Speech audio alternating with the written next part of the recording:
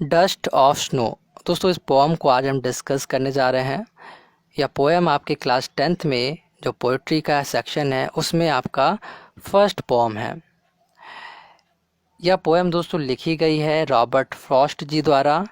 और Robert Frost जी जो हैं दोस्तों, इनका पूरा नाम है Robert Lee Frost and he was an American poet. दोस्तों इस पोएम को डिस्कस करने से पहले आइए जानते हैं कि इसका जो टाइटल है वो क्या कह रहा है।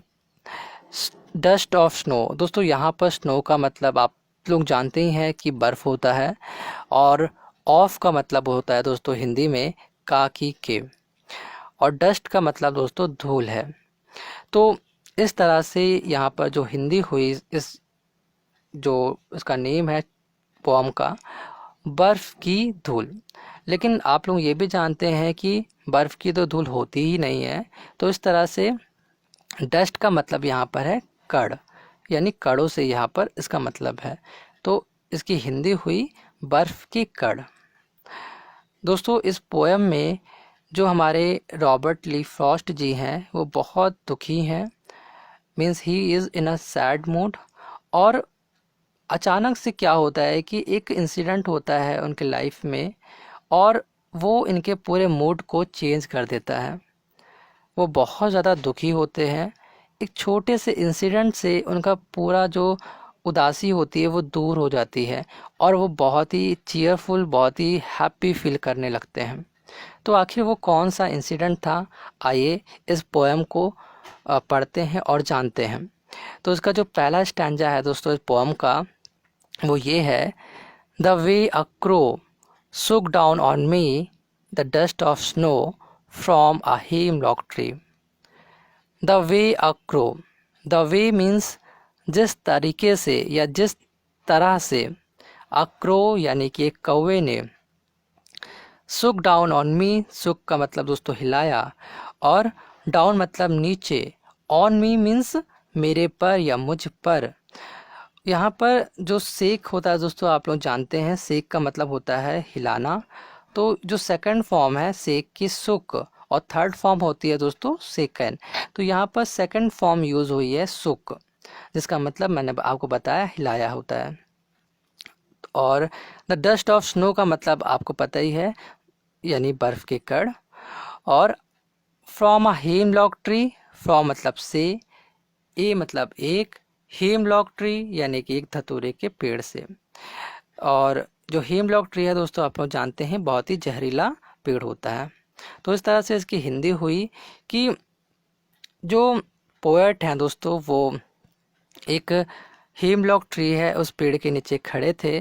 अब दोस्तों यहाँ पर कहीं पे ये बताया नहीं गया है कि वो एक पेड़ के नीचे खड़े थे या फिर उस पेड़ के नीचे से गुजर रहे थे। तो हो सकता है कि कुछ स्कूल में आपके जो टीचर्स हैं वो बताएं कि जो पोएट हैं वो पेड़ के नीचे से गुजर रहे थे। या किसी किसी स्कूल में ये भी बताया जा सकता है कि जो पोएट हैं वो आपके हेमलॉक ट्री के नीचे खड़े थे। तो जो पोएट हैं वो हेमलॉक ट्री के नीचे दोस्तों खड़े थे, और अचानक से क्या हुआ कि वो बहुत ही सैड थे, बहुत ही दुखी थे, और वहाँ पर खड़े हुए थे। तो अचानक से एक कौवा आता है और हेमलॉक ट्री जो है उस पर बैठ जाता है, और उस पर बर्फ़ लगी होती है दोस्तों। ठीक है, तो बर्फ़ जब वो पेड़ को हिलाता है तो उसके जो छोटे छोटे कण होते हैं बर्फ़ के, वो पोएट के ऊपर गिरने लगते हैं। तो जब पोएट के ऊपर वो गिरते हैं तो वो क्या हो रहा है दोस्तों, उसके सेकंड स्टैंजा में आइए जानते हैं। Has given my heart a change of mood and saved some part of a day I had rued। यानी has given my heart a change of mood, यानी मेरे आ, ये जो इंसिडेंट हुआ अभी दोस्तों, उससे क्या हुआ कि जो उनका मूड था, यानी जो मनोदशा थी, जैसा वो फील कर रहे थे, वो चेंज हो गई, वो बदल गई। यहाँ पर माय हार्ट का मतलब स्वयं से है, यानी जो पोएट थे उनकी जो फीलिंग थी, जिस तरह से वो फील कर रहे थे, वो बदल गई। And saved some part of a day I had rued. And मतलब और, सेव्ड मतलब बच गया, एंड सम मतलब कुछ, पार्ट मतलब भाग, ऑफ अ डे, यानी उस दिन का, आई हैड रूड, जिस दिन वो बहुत ज़्यादा दुखी थे। दोस्तों हुआ ये था कि बहुत ज़्यादा वो दुखी थे, तो दुखी होने के कारण उनका मन कहीं और लग नहीं पा रहा था, तो उनका जो दिन था, आधा दिन लगभग बर्बाद चला गया था और वो बहुत ज़्यादा दुखी थे, बार बार उसी चीज़ के बारे में सोच रहे थे। लेकिन जब ये इंसिडेंट हुआ तो उससे उनका पूरा जो मूड था वो बदल गया। तो वो यही कह रहे हैं कि उनका जो आधा दिन है, अब आगे का जो दिन है वो बच गया है, क्योंकि अब वो बहुत अच्छा फील कर रहे हैं और अपने आगे के जो यूज़फुल वर्क है उनको वो करेंगे। अब उसके बारे में वो नहीं सोच रहे, जिसकी वजह से वो बहुत ज़्यादा दुखी थे। तो मोस्ट ऑफ द टाइम दोस्तों हमारी लाइफ में भी यही होता है कि हम किसी चीज़ को लेकर बहुत ज़्यादा परेशान हो जाते हैं और लगभग पूरे दिन जब तक वो मतलब चीज़ सॉल्व नहीं हो जाती या उसका हमें सल्यूशन नहीं मिल जाता, हम लगभग मोस्ट ऑफ द टाइम जो लोग हैं वो उसी के बारे में सोचा करते हैं, और जिससे हमारा जो प्रेजेंट में हम जो काम कर रहे होते हैं उसमें अपना हम 100% नहीं दे पाते या पूरे दिल से नहीं कर पाते उस काम को। और कहीं ना कहीं देखा जाए तो उस जो प्रेजेंट टाइम हमारा बीत रहा होता है वो ख़राब होता चला जाता है। तो उसी तरह से बिल्कुल पोएट के साथ भी हो रहा था, वो भी बहुत ज़्यादा दुखी थे और उनका जो दिन था वो ख़राब जा रहा था।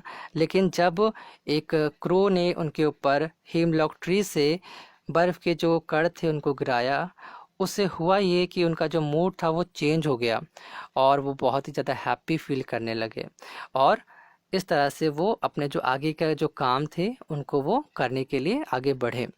तो वो यही कह रहे हैं कि एक छोटा सा जो इंसिडेंट होता है हमारी लाइफ में किसी भी इंसान के मूड को भी चेंज कर सकता है, साथ में एक छोटा सा इंसिडेंट हमारी लाइफ को पूरी किसी की भी पर्सन की लाइफ को चेंज कर देता है दोस्तों पूरी तरह से। तो ये दोस्तों ये पोएम का मैंने एक्सप्लेनेशन आपको बताया। आई होप मैं इसको अच्छे से समझा पाया हूँ।